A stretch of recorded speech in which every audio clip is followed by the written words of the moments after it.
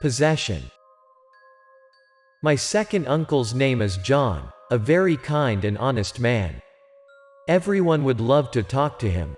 He has experienced a very strange event lately. Uncle John is a truck driver, but not from place to place throughout the country.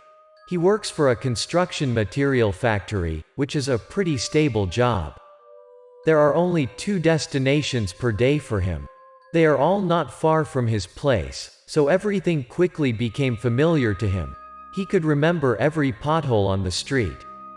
And lately, the factory received some urgent orders from some of the customers, so eventually, the number of works increased. Workers had to take their shifts at night, and as a result, my uncle also took his overtime. Uncle John, everything is ready. All right. Uncle John didn't reject any overtime requests. He used to the job, which was not making him exhausted so far. Overtime also helped him make more money, so why not? Uncle John, I'll go with you tonight.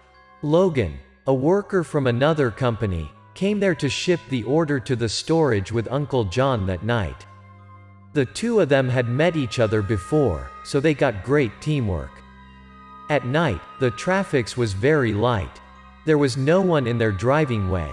Besides, it was very mild that day. The 2 of them chatted and made jokes all the way. They had barely got burned out when being late to finish their job. Eventually, Uncle John got a bit annoyed on the driving way. He wanted to pee badly. He thought that might be because of his extra teacups after dinner. He looked around and quickly saw a dry bush along the street. He stopped the truck by. "Wait for me a minute, I need to pee. I'll be right back real quick, just a minute." He turned to talk to Logan right next to him. "What, right here? Uncle John, I didn't feel good in this place." Logan worriedly looked at Uncle John. Uncle John asked curiously, "Why? What happened? Just a bush in the middle of nowhere? Why not?" Uncle John finished, then gazed one more time around. He finally got why Logan was terrified. The bush itself wasn't a problem, but the thing was the small lake next to the bush. People said that even though that was a small shallow lake, many people had died there. Some of them suicided, some of them had died for no reason. The lake had been haunted by a demon. The lake was sorta would bring bad luck to people, so they were better to stay away from. Understand what Logan was thinking. Uncle John added, "No worries, it's gonna be fine. I'll be back real quick." He thought he would not be scared of that bullshit stuff. If he didn't have the gut, he would not take the driver job at night, so he came out of the truck. Right after Uncle John stepped out of the truck, Logan got worried but still tried to calm down. "I might overthink stuff." He started to play online games to kill time then. After a while, he realized that Uncle John still not yet back. What a weird, why he took this long, is that normal? Logan glared his eyes out through the truck's windows. He froze. There was no Uncle John out there. He decided to come out of the truck and find Uncle John. He stepped towards the bush. He fumbled on the dry bush. His footsteps broke the silent night in the middle of nowhere. Logan looked around to find where the old man was.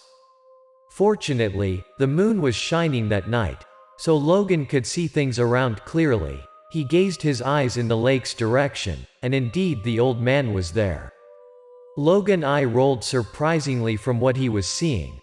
Uncle John was stepping his steps to the lake water. The water level was at his waist, but he still kept walking.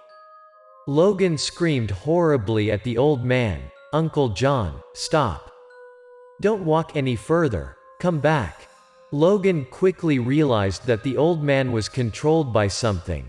No one would step into the lake unexplainably like that. Logan could see a white shadow behind Uncle John. It was pushing him to go deeper into the lake. Logan stood there, called Uncle John for a while, but it was useless. Scarily, he a bit hesitated for what he should do then. There was no one around as well. If he didn't take any action to save Uncle John, He was afraid that bad things could happen. And if Uncle John was drowned under the lake, Logan was unable to get out of that. Thinking about it, Logan started to take action. His legs were limp, but he tried to run towards the lake and save Uncle John. Once he touched the water, he got trembled due to the cold water. There was no time for him to overthinking anymore. He ran toward the old man and called him out multiple times. "Uncle John, what happened to you?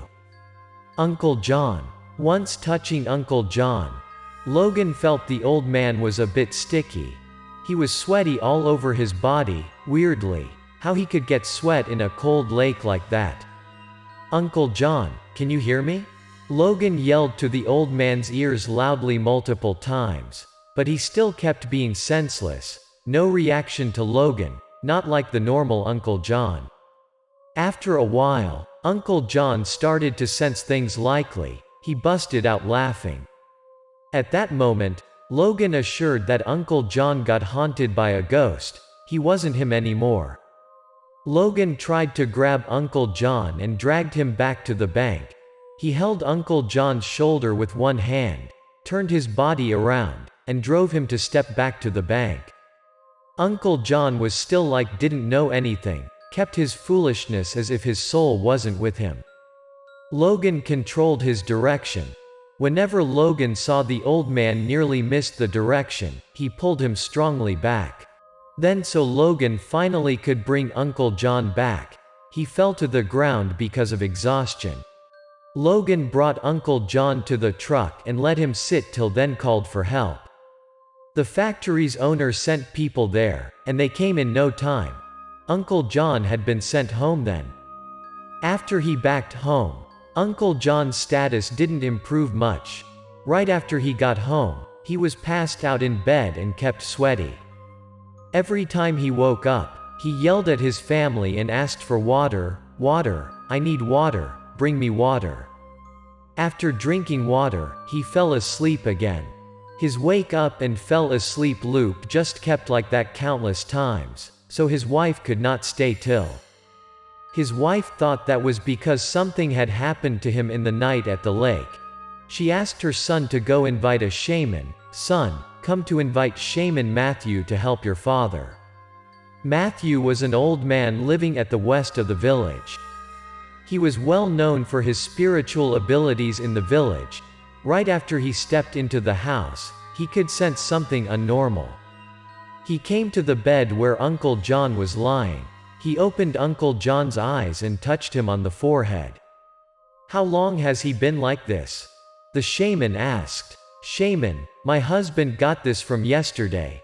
He was asleep a while then awake and yelled to ask for water."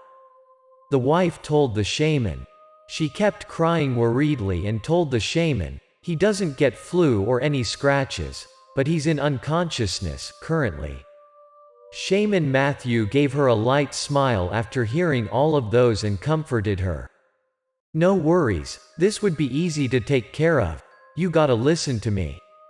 Shaman Matthew asked the son to go to the market and buy a big rooster. The son quickly went to the market and bought a big rooster at his request. Shaman Matthew gave the rooster a cut and poured blood into a small bowl. Then, they dug a hole in the backyard, called some help from the neighbors to bring Uncle John to the hole, and buried him to his shoulder.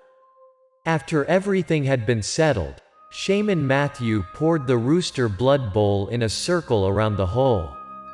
Even people brought Uncle John around and buried him deep to the ground. He was still asleep, his neck fell to one side. After a while, Uncle John started to move and drowsily awakened. And as earlier, he screamed aloud, "Water, bring me water." The wife tended to bring him water, but Shaman Matthew stopped her. "Don't bring him water now. The ghost would not go if it's satisfying in that body." The wife agreed with Shaman Matthew. She eyed her husband worriedly. Without water, Uncle John started to get angry and struggled. Sweats were pouring more and more from him to his face and neck. Uncle John yelled at Shaman Matthew, "Who are you? Why don't you give me water?" The shaman didn't give him a shit. He paced himself and spoke up, "Who am I? You will see who I am real quick. If you don't leave this body, I'll give you the most miserable life later on." Uncle John faced up terribly. He smirked at the shaman. "You think your little tricks would work on me? Let's see what could you do." Shaman Matthew didn't reply. He brought a bag out. He suddenly tossed something from the bag to Uncle John's face. That was sticky rice. I heard that sticky rice uses for ghost expelling. Uncle John's sweaty face was sticking by those sticky rice shortly. Uncle John got reacted, his face turned red, and he yelled horribly. Uncle John kept yelling and struggling, but he was unable to move an inch. His body had been buried on the ground, so all he could do were yelling and shook his head crazily. After a few moments of screaming, Uncle John's voice was likely to get back to his normal tone. His face turned to normal as well.